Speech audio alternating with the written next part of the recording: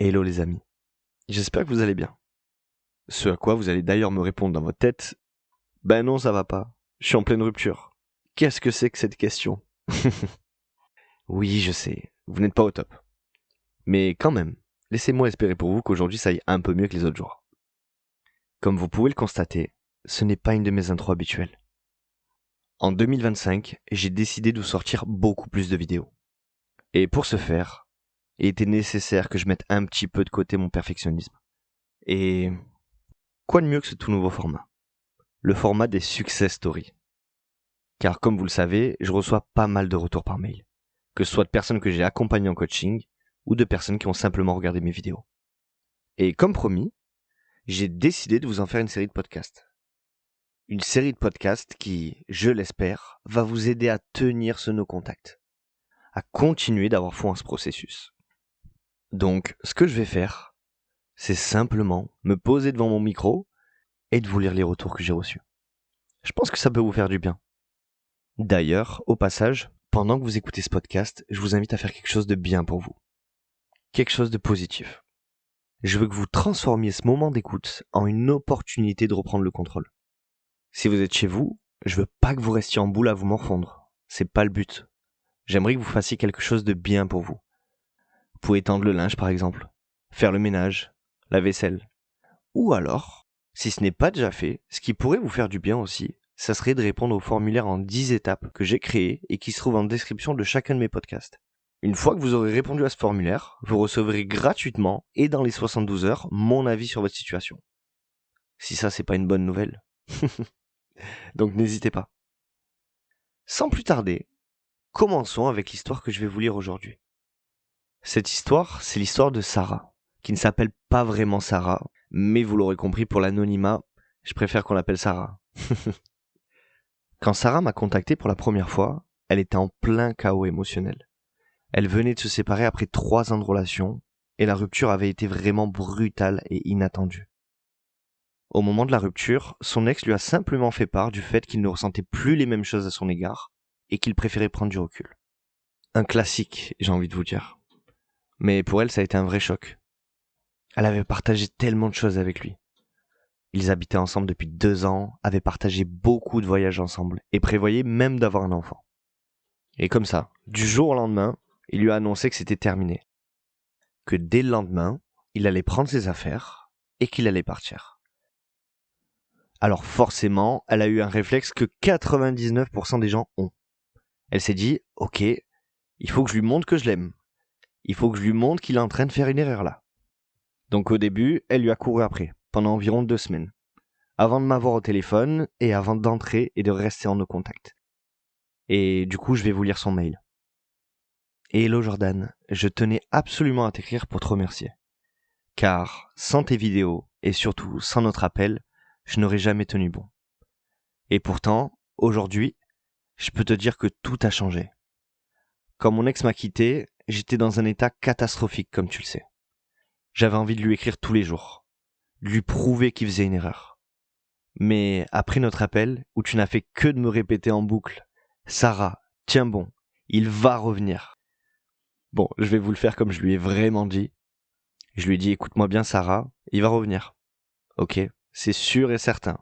Après tout ce qui s'est passé, après que tu l'aies supplié, si là maintenant tu rentres en nos contacts, que tu ne brises plus jamais sous aucun prétexte nos contacts, et que tu fais confiance en le processus sur le fait que tu vas recevoir un message de sa part, tu vas recevoir un message de sa part.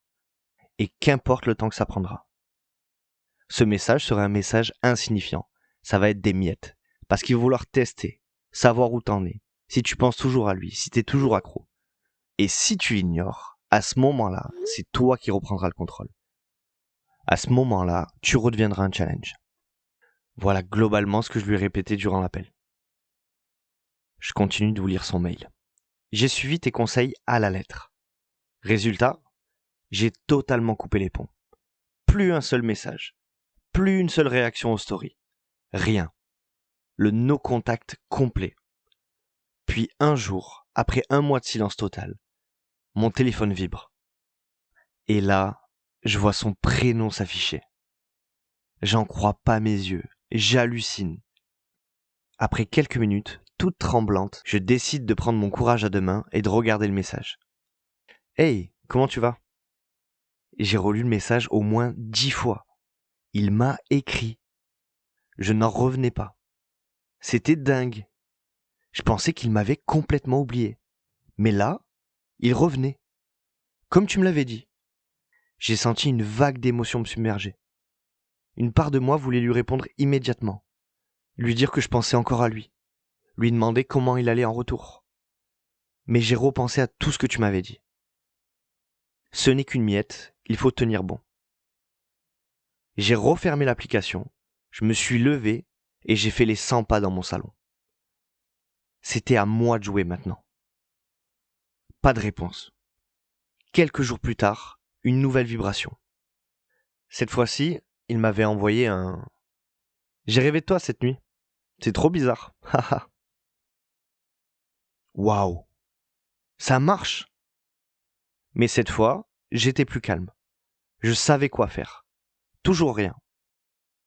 Puis, à la fin du 2e mois, après environ 60 jours de nos contacts, je reçois un « J'espère que tout va bien pour toi. » Point.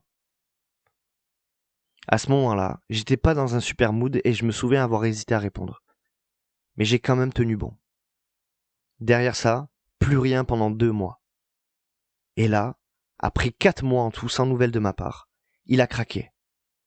Il m'a envoyé un pavé énorme où il me disait qu'il avait beaucoup réfléchi, qu'il ne comprenait pas pourquoi je ne lui répondais pas, qu'il réalisait à quel point il avait tout foutu en l'air et que je lui manquais vraiment. Qu'il ne savait pas comment rattraper les choses, mais qu'il voulait une vraie conversation avec moi. Et là, j'ai paniqué. Je me souviens avoir crié en voyant son message. J'en croyais pas mes yeux. Mon cœur battait à 100 à l'heure. J'ai failli lui répondre immédiatement, mais j'ai pris une grande respiration. Je savais que c'était maintenant que tout se jouait. Alors j'ai attendu 3 jours avant de répondre un simple « Salut, je vais bien et toi ?» Pas d'émotion, pas d'empressement. Il était comme fou. Il m'a relancé immédiatement. Et là, j'ai compris. Le rapport de force avait totalement changé. On a fini par se revoir, mais cette fois, c'était différent. Je n'étais plus dans l'attente. Je n'étais plus acquise. C'est lui qui cherchait à me séduire. C'est lui qui me proposait des sorties. C'est lui qui voulait qu'on prenne notre temps.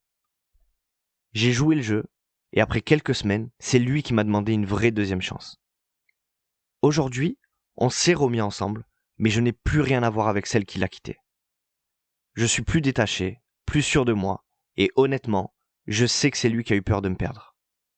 Moralité, tes conseils sont en or, j'y croyais pas au début, mais j'ai appliqué tout à la lettre. Et ça a marché. Merci 1000 fois Jordan. Je ne pensais pas écrire un message comme celui-ci, mais me voilà. Ça me touche de ouf de recevoir des messages comme ça.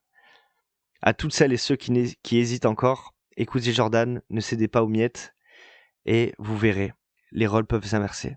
Amicalement, Sarah, qui ne s'appelle pas vraiment Sarah, encore une fois, mais très touchant en tout cas. Et s'il y a bien quelque chose à retenir de cette histoire, c'est que Sarah n'a pas répondu aux miettes. Elle a tenu bon, elle a tenu son no contact jusqu'à recevoir quelque chose de significatif. Donc, si vous vous reconnaissez dans son histoire, vous savez quoi faire maintenant. Il n'y a que comme ça que vous allez pouvoir inverser le rapport de force. Quand il est revenu, elle n'a pas sauté sur l'occasion. Elle a pris son temps. Elle s'est faite désirer. Et surtout, elle a suivi la stratégie exacte que je lui ai donnée. Elle aurait pu craquer bien avant. Et ça aurait très certainement tout foutu en l'air. Car trop pressée de le retrouver, elle serait revenue dans ses bras beaucoup trop facilement. En agissant de la sorte, elle a rééquilibré les balances. Bref, félicitations Sarah, tu peux sincèrement être fière de toi. Avant de vous quitter, je vous rappelle juste que vous pouvez avoir gratuitement mon avis sur votre situation. Ça se trouve dans la description du podcast. Passé un temps, je l'avais enlevé, et là je l'ai remis. Donc, profitez-en avant que je change d'avis. Sur ce, prenez soin de vous. Faites confiance en le processus. Et vous verrez que tout finira par aller merveilleusement bien. Allez, bisous.